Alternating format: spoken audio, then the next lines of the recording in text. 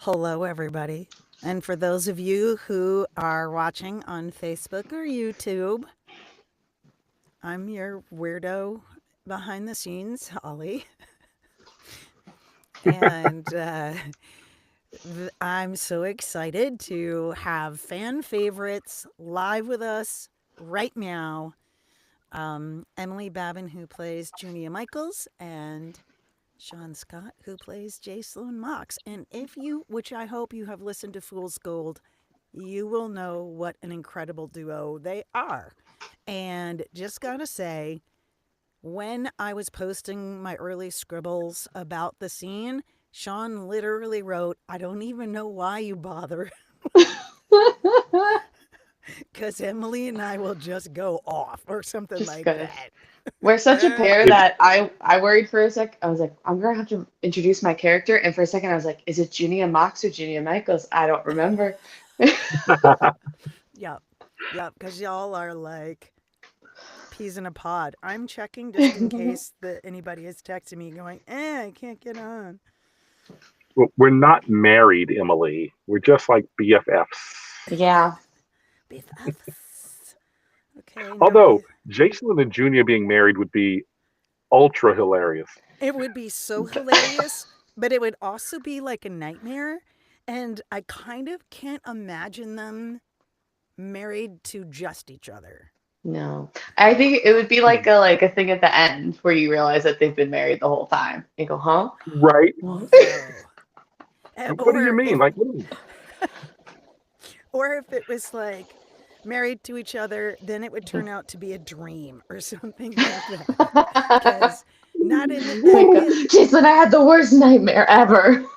pretty much. I was married to you. Oh my God. Oh. Right? Yeah, I don't see that. Oh, wait, there's a new message on Instagram. You guys talk. I'm gonna check and see if somebody's trying to Okay. reach us. It is All funny right. that we made our character names independently, but I was like, we have the same initials. We're like a That little is duo so funny. together.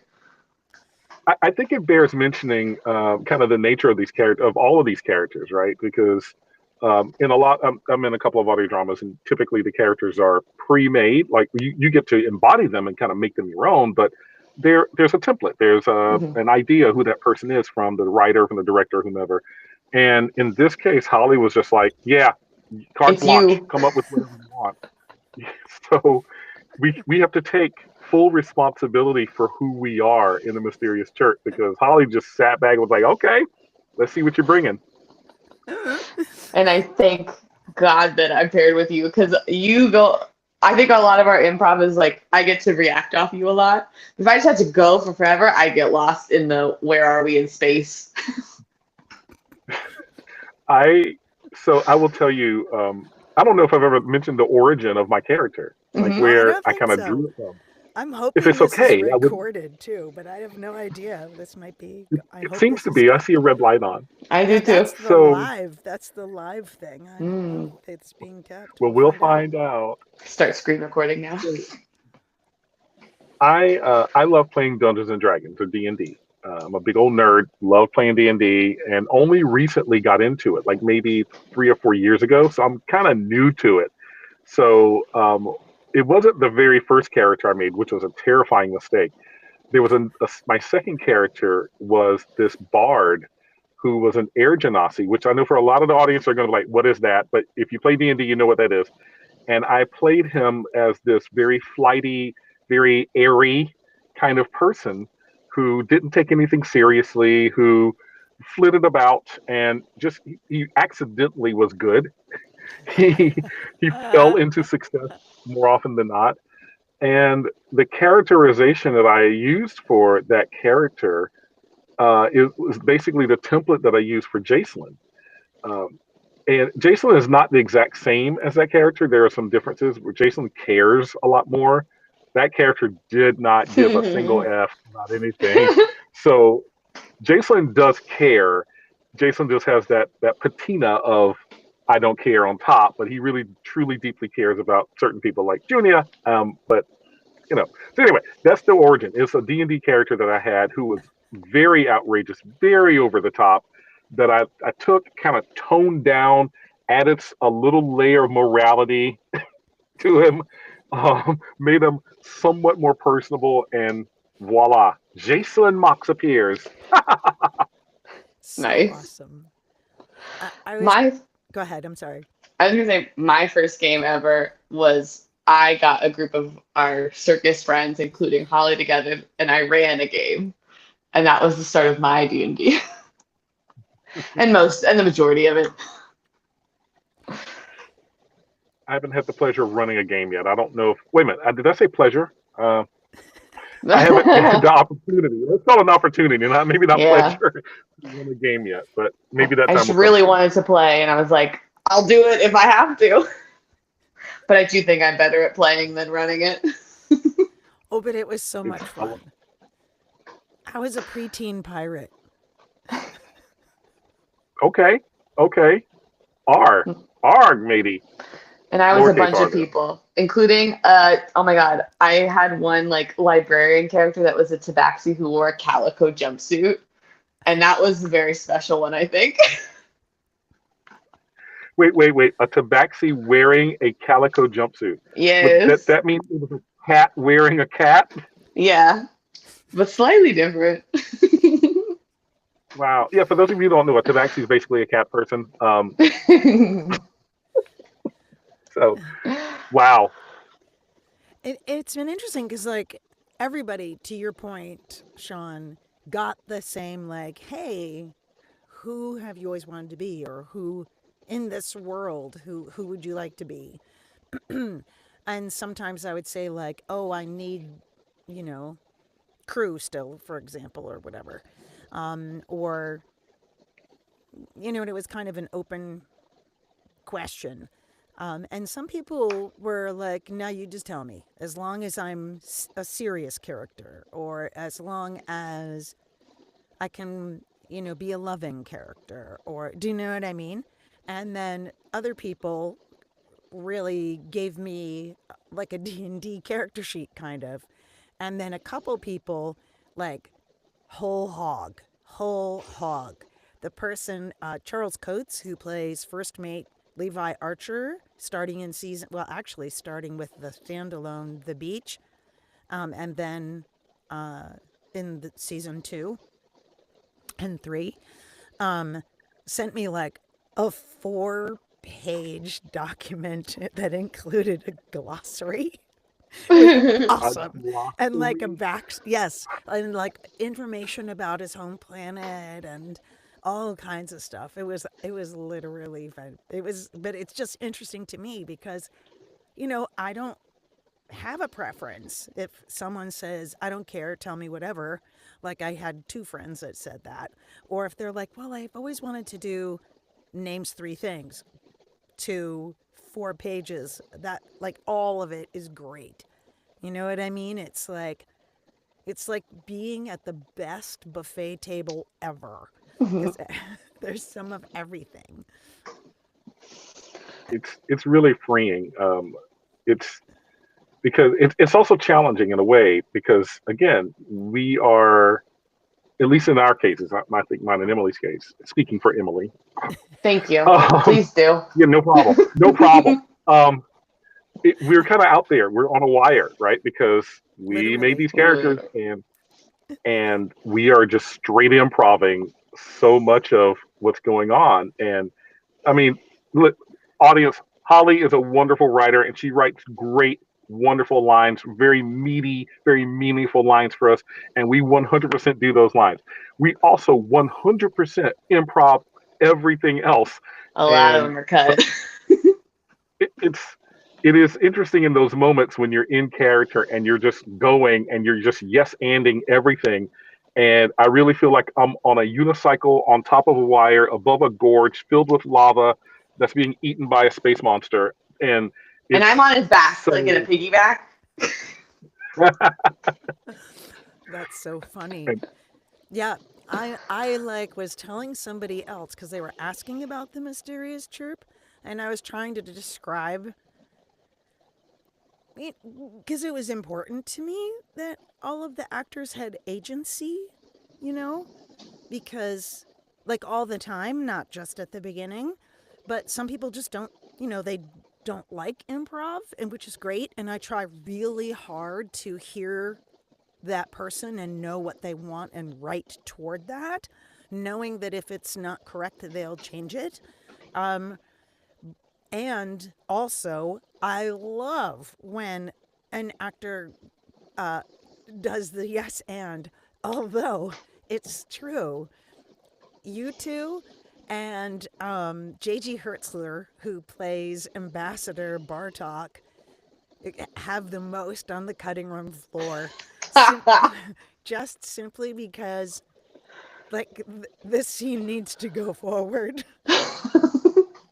We'd hang out in like this cafeteria for an hour just chatting. Yeah. Seriously, in character, just making up things about the people we're seeing in our mind's eye, and it's easy. Like, okay, I won't say it's easy. Improv is not always easy, but once, at least for me, when I'm in that mode, I am Jacelyn Mox. Like, I'm not me. I am Jacelyn, and I am in this space, and I'm looking around, and I'm seeing these people, and it's 3 dimensional for me. So I find it, when I say easy, I mean it's because I can put myself there. It's natural. It's just like, oh yeah, we're just talking, and I'm just going to be Jacelyn, and this Jason would say this, and I'm going to do that. Like Jason will react this way, and it's going to be silly and outrageous, and maybe even very counter to what Shaun would do. But it's in the moment, and I'm trying to be authentic to who Jacelyn is, and yeah, I'm not surprised. A lot of it is on the cutting room floor. That's so funny because I'm like interacting with Jason the whole time, but what Holly learned and the rest of our D&D game learned is that I don't see things in my head. Like I can't visualize stuff. They'd be like, "What does this cellar look like?" And I'd be like, "Can you ask me like a specific question?" Like yes or no. And they got so mad at me. And they're like, "Is it damp?" And I went, "Oh yeah." And they were like, "You didn't know that?" I was like, "I didn't know what you wanted from me. I can't imagine it." So Well, okay, funny. I'm about to interview Emily now. So, Yes. And then how I do want to we say do this? something though before you do, because I'm Okay, gonna forget.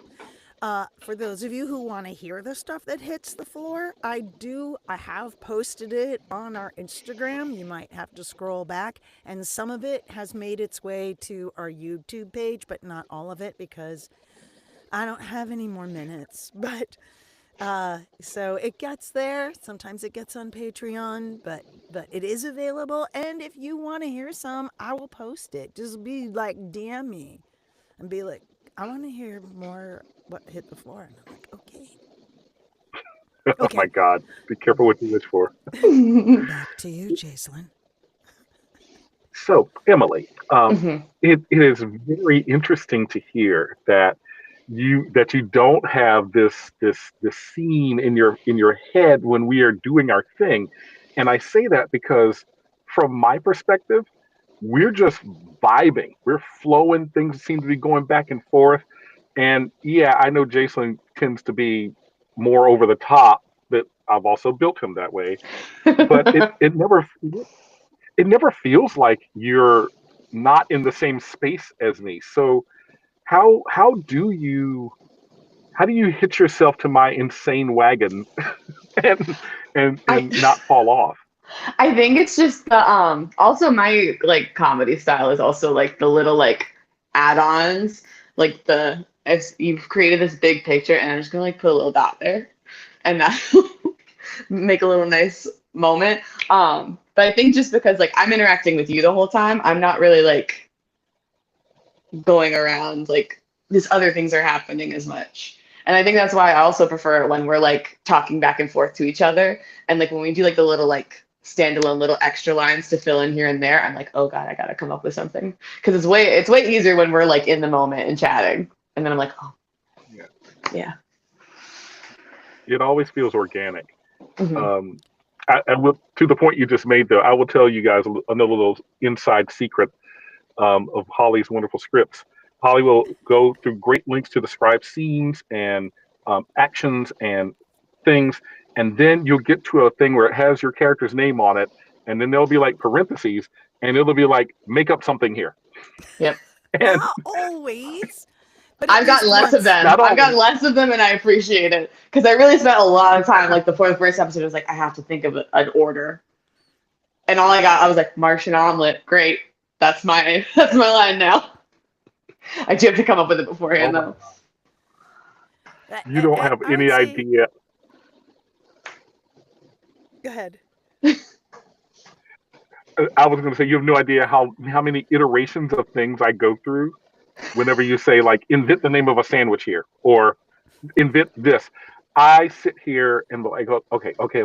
How about a Venusian purple grilled cheese space? No.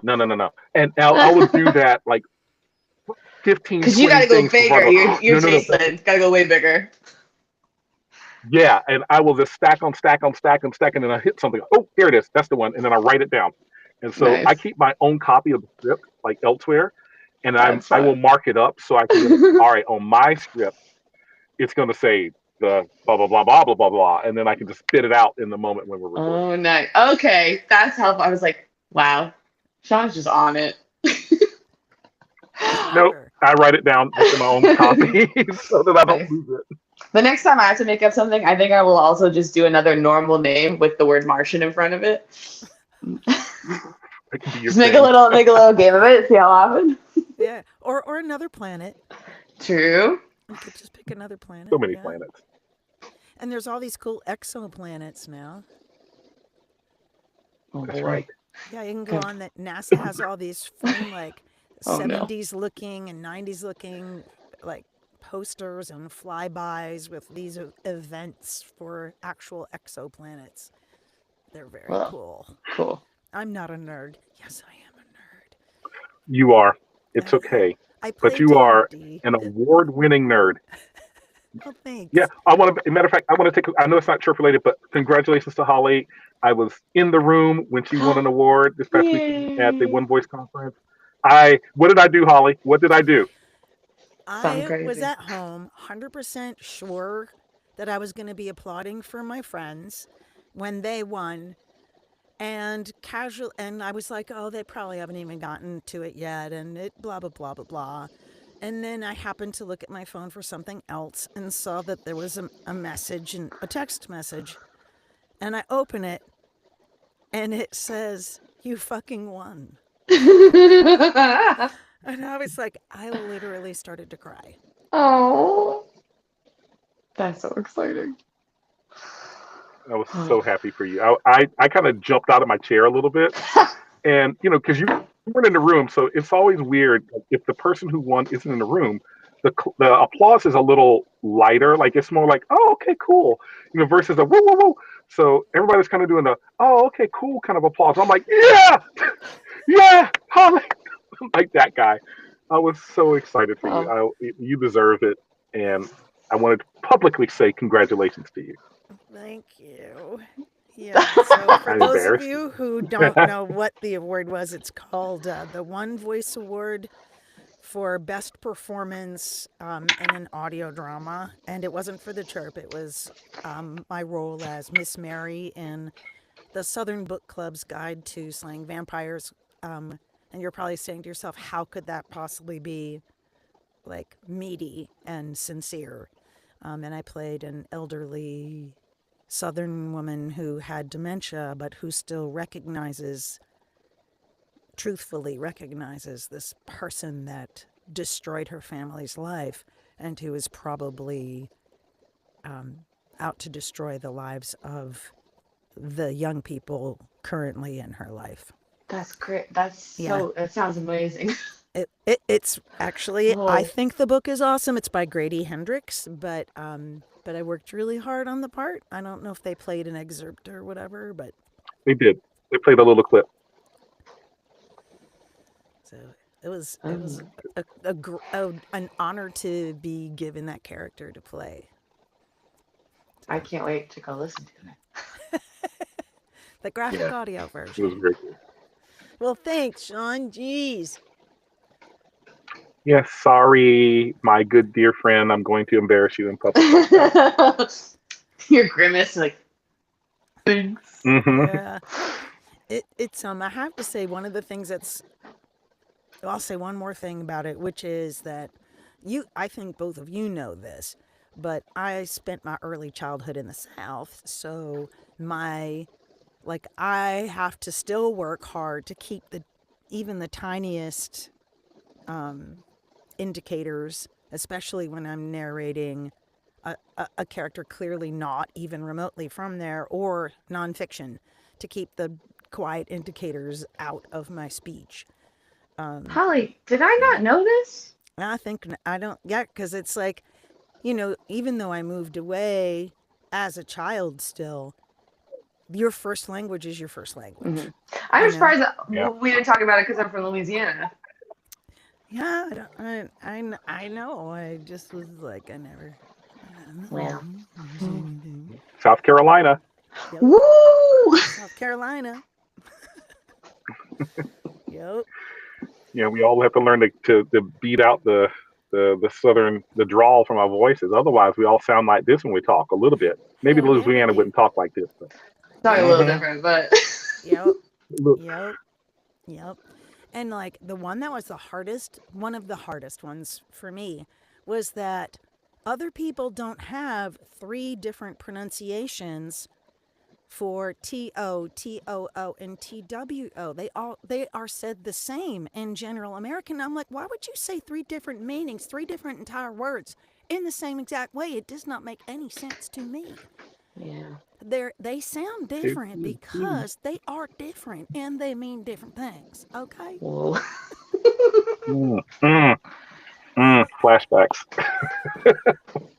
That was the hardest one. Oh man, I had a director once after our first like partial session made me go back through and write TWO over top every TO and TOO, literally in the script. And I was like, oh my wow, God. Yeah, because I had to change them all to two. The number, that's how you say the number.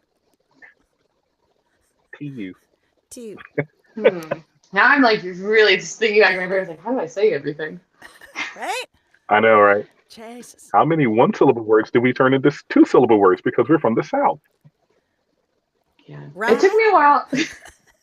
I moved like out of the South when I was like 11, but it never really clocked that like they're like Cajun words that other people don't say. And I was a full adult by the time I was like, it's like you guys don't say shat? They're like, what is that? And I was like, shat babe, like so sweet, so cute. And they're like, no. And I was like, wow, I thought we all said this. I did not know it was different. Nice. Nice. I love that. I think you should bring it back. Oh, there I go. And then once you start, I heard it. Oh my god. Oh my god. That was awesome. Yeah. it was it was an itty bitty accidenti. Hmm. Mm, I that was was trying greatness. to speak general American there. Okay, Why? just It did not work. it wasn't Oh, even full on though, right? But you could. It's like stop it, It oh, was stop it. enough. I heard it strong. But when I do it, I can't tell. And then I It go, was what? not strong. That was weak tea version. Oh, here's the other Oh thing. my You gosh. can always tell when it's a northerner playing a southern part because of how they say sweet tea. How does a northerner say sweet tea? Sweet tea, accent on the second word, and as two words. We all know it's sweet tea. Sweet tea. Yeah. Sweet tea.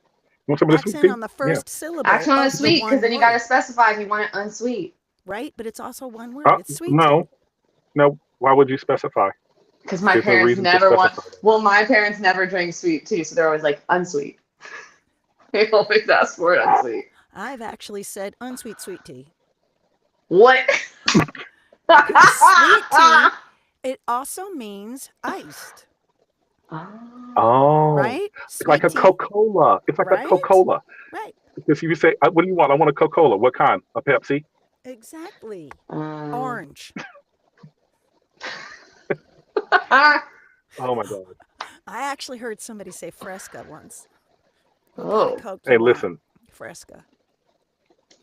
I love a good Fresca every so often. And I was not a part of The Boys, if you know that reference. No. There's a whole subplot about Fresca on the show The Boys. Never mind. Oh, It okay. No. it's unimportant. back to the world of the chirp. So Oh yeah. I was just gonna let folks know. Yes, to Shaun's point, I do script, but then especially for Shaun and a few of the others, like Andrew Joseph Perez and J.G. Hertzler, especially those three who will go off. I just put stuff. I always make it a point to find a place where I can be like, make something up about. And then other times it's all made up. Like if most of the worms dialogue is make up something about, but not all of it. And if people are ordering things, I always tell people to make up something because it's more fun that way. You know, more brains creating crazy foods. It's more awesome. Yes, I'm glad I keep track of them, so in case I need to refer to them later. Thank What was that thing you goodness. ordered before? Your The favorite food. Venusian. Right. So my favorite dish of all time, Venusian spaghetti and spaceballs. Yeah, that's what it was. Sure. All right, what was your favorite part of Fool's Gold? And if you haven't listened to it, it is those two having a conversation like as though they are sitting down to sweet tea with you and having a little porch talk about the adventure they had that brought them closer together because they start kind of like, Wow. I'll let Emily what? go first. I think I think since we both got to like do a second character, the scenes where we had to jump from one character to another, I was like, whoa, and now I have to go back to my character, and I forgot what voice I was doing for this person. And I'm like, is it good? Did we make it back to the correct person? That's Yeah. hilarious. I'm checking on Facebook to see if anybody is like freaking out or whatever. And then also the random little tidbits of Junia's family drama that she really was like, anyway, it's fine. I think for me, I liked the concept that you created of us speaking in the present tense to each other and then immediately shifting into the past tense with completely different emotional beats and things happening and having to make that transition like immediately. It's not something we've done before, and so it was pretty cool to try to go, okay, like no, we're just having a conversation right now, but blah, blah, blah. That was a neat exercise that I enjoyed doing, and it happened a fair bit, so I was like, this is cool. Yay! Yeah, all of the standalones are basically they're all in first person because they're talking to the listener directly about something that happened already.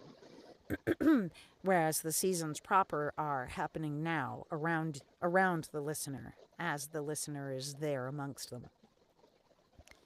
And there's a good reason for that.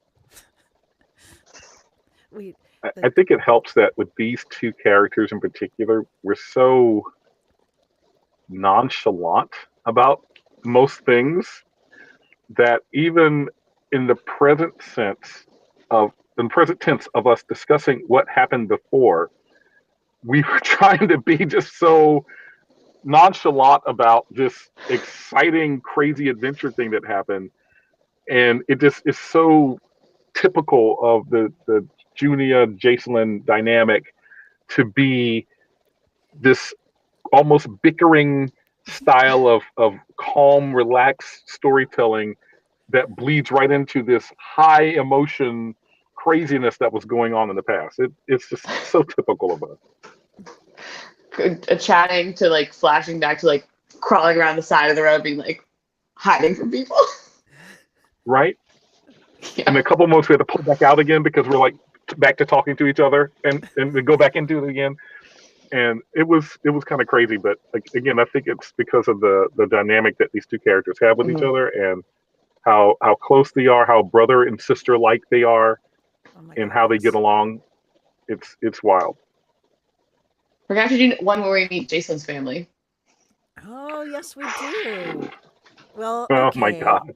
So I have not yet chosen the standalones for next year, but I'm liking this idea. that it's another, but then so each of the standalone adventures has a genre that I'm writing, because it's sort of like Mm. I try to say to myself, how would these characters tell their own story, but but make it a really specific genre, so that the episode itself hits the important tropes of that genre. Mm. So, like, in The Beach, Carmen, who plays McQueen, wanted it a romance, so it's a rom com. And the child, where we first meet Veek and everybody, stars Lieutenant Cannon, and Veek and Sandarin, both played by Dee Alvis, make their entrance there. But it's noir, so it's like, there I was on the Which he's so good at. other streets. Um, and so for you two, I was like, it has to be a buddy movie.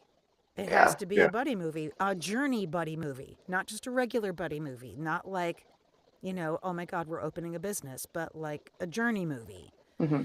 And Yeah, so I like The asked, Hobbit, but dumb. you know, The I Hobbit, asked but no. everyone I knew, and also went on multiple Reddit threads to basically with the open question, favorite buddy movies. And the two that came up the most were the LOTR trilogy, especially the movies, especially Fellowship, and The Chef. Yeah, you talked about So, that. yeah. So I That's was like, good. oh, I'm just going to put those two together. And there are Easter eggs there for anybody who also loves those two movies. Um, Let's pitch what genre yeah. the Pitch me a Salem where we genre. meet Jason's family would be. I Justify a have an genre to idea. me. Okay. Ooh. I I have an idea. I got to think about what genre this would be. I have an idea for like a generalized like plot line for it, Ooh. but I'm not sure what the drama would be. Maybe a coming of age. It'd be almost the closest equivalent that I can think of at the moment. But wouldn't But it be? I but don't it want to has to give be away like what I think around the an idea is. event, right? Something happens Right. in the person, something sort of tragic. Yeah. Okay. Yeah. There's. Let me noodle on that a little bit. I've Three got seasons a in, Jason comes of age. He comes back season 4, different character, completely different. oh No. God. Hello. I'm Jason. I'm very serious. Where's my tiger? Where's my tiger? The Rawr. only way that I could see Jacelyn really becoming a totally different person was if all of a sudden they had a kid they had to take care of. Oh, That would be interesting. But you know what I'm yeah, You can saying? have Jacelyn a is child. only responsible for Jacelyn. yeah. And I think that's part of, now that I hear myself say that, I didn't ever process this before, but I think for Jacelyn to release all that he does and believes and has in his life, and is, to become less happy and Oh, bubbly, he would have to something. He would have to be responsible for someone else, I think. yeah. But Why is Jacelyn the way he is? Hmm. Oh, I love that. Why So is this he is the this way? backstory. All Yeah. See right. that I'm thinking more like what? Why is Jacelyn this avant-garde, carefree, doesn't give a crap about much of anything, loosey goosey circus performer? Okay. Why? So it's a What prequel. made him that way? is it when we meet? That's interesting. It wouldn't So, necessarily have to be like a flashback. It could just be a situation, a Mm. circumstance where you learn to understand why he's this way. but they Mm. all happen in real time. So the between the seasons happen between the seasons. Yeah. Hmm. So the you two talking about it in first person to the listener would be revealing, like the flashbacks would So it would be be like in the your flashbacks earlier, where Jason learns stuff about Junia, and it'd be like, don't worry. or his self. Like it could be Jacelyn as a kid and Junia as a kid or whatever. But part of the Could you see reason, Jason doing a one-man show? oh my God, that'd be hilarious. He's So narrating the notes. One spotlight on. There I was. That's so funny. yeah, so long God. the thing that would work. But the two main reasons why the 3 standalone adventures that occur between the seasons are first person talking to the listener in some way, which could be a one man show. I love that because it's still now.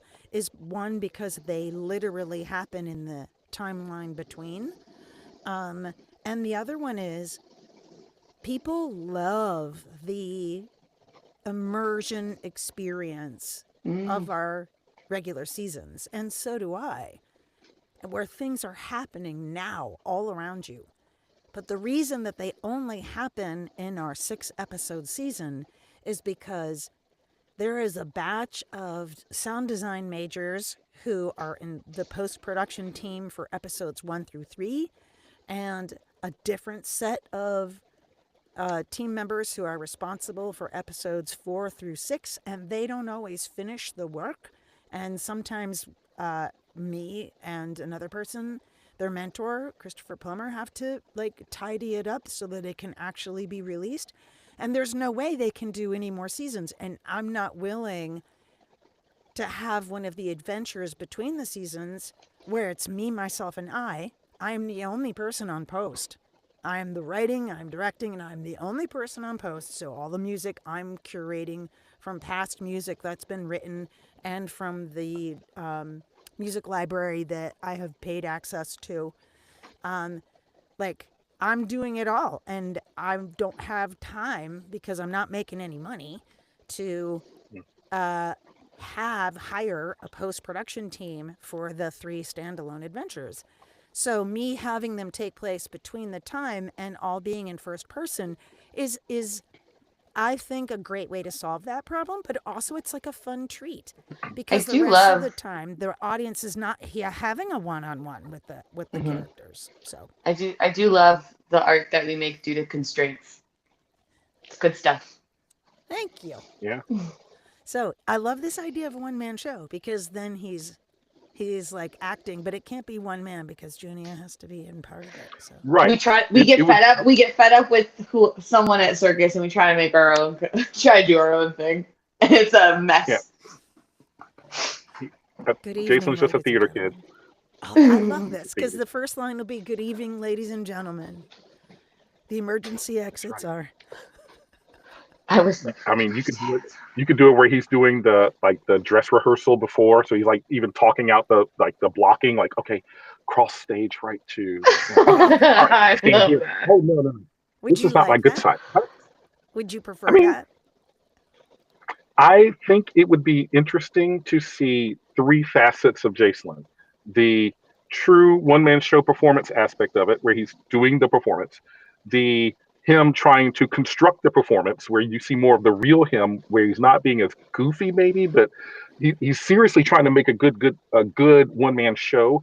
But when he's on, when the lights are on, he's Jacelyn Mox again, and then I just don't think this is going to work. Okay, what if I cross this way? And I turn over here, but then my eye stalks will be like really in a weird position. Oh Oh, wait, my eye you know, stalks. Okay, remind me that you said that because I would make a I note, but I don't have stock. anything to make a note with. Someone And who's watching also, this, DM Holly eye stocks. okay, so and and then Junia has to interrupt you in your process, or she It's oh, just like that's oh, does. not where the 100%. emergency exit is. Junior, you can be my stage manager and just be like, Jacelyn, the light is not going to hit you if you cross over there. You've got to stay center stage. And I'm going, I don't want to be center stage. If I'm center stage, you'll see all of my little rings right here, and I don't like that being visible. You know how I feel about my rings. Oh, I love this. I love this. I hope you're taking notes. I hope you're taking notes No, because now it's going to be a not at thing. all. Somebody's taking But then, notes. Somebody out there and then we dive into takes the good actual, notes. like going into the past story, which is the play itself, and then of course as many characters as you want or we need are involved with that. I think it would be funny if Junia played most of the other characters. oh my gosh. Oh, think about the pictures you have to build in your head now. Okay, I got a plan ahead for that. Yeah, like there might be like one thing I also like to do with the between the seasons adventures is I introduce at least one character that will be a part of the following season, because it's like candy for our fans. That is so fun. So like people met Archer in The Beach if they listened to it, and people met Veek and Sindarin and the child if they listened to it. And the ones, let's see, this time are Polly, who's going to be in Code Red, and possibly Damar Krell, I think I said his name correctly, who will be in Fred's episode, Black Tie, White Flag. So, And Junia's mom in season 3. Just kidding. Don't forget. nah, I don't know about Junia's mom Can't because do that. that's me, and I hate casting myself. It feels really indulgent. Powerful. Powerful. No, it feels Yeah. like Yeah. Yeah. I am playing the role of Julius Caesar in this performance of Julius Caesar. nice. I am also the casting director. I adore you two so freaking much. Yeah. It shows how How easy the how time did you flies do it? because we've been here so long. And I I was like, know. oh yeah. I'm like, And I that's how said so that much it. ends up cut from the episodes. No, Yes, this is what we do. but this is awesome. And again, like, if anybody wants to go through, I can just give you some of what they recorded and you can make your own best of file. I will send you the files because it's really hard for me to make minutes for that because of everything else that's on my plate.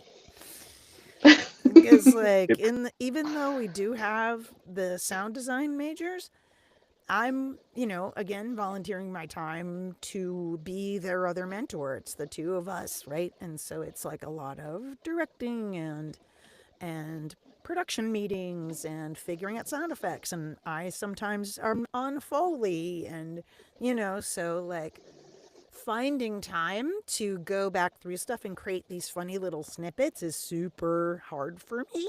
So if any of our listeners are just like dying to do that, I am happy to send you some files. You're So long so as you're freaking respectful. cool.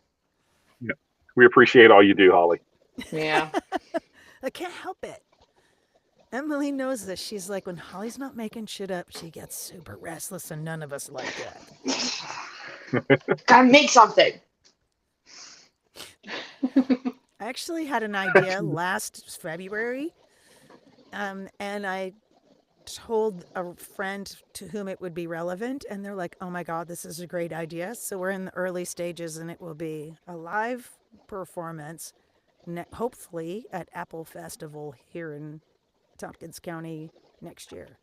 Ooh. Because I was Awesome. needed a totally different thing to make up. Because I'm Oh. just like that.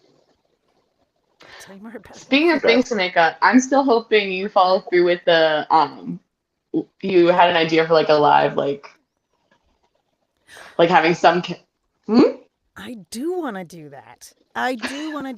Here is the only reason why I had to shelve that briefly. Mm-hmm. In order to make people actually come, I need names. And the biggest name of someone who could physically be there in space is J.G. Hertzler.